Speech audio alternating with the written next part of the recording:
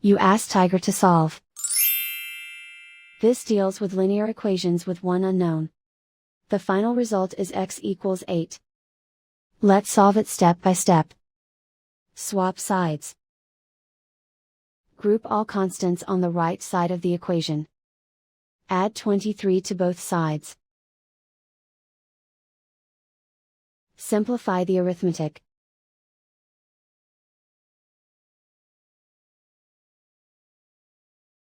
Isolate the x. Divide both sides by 8. Simplify the fraction. Find the greatest common factor of the numerator and denominator. Factor out and cancel the greatest common factor. And so the final result is x equals 8.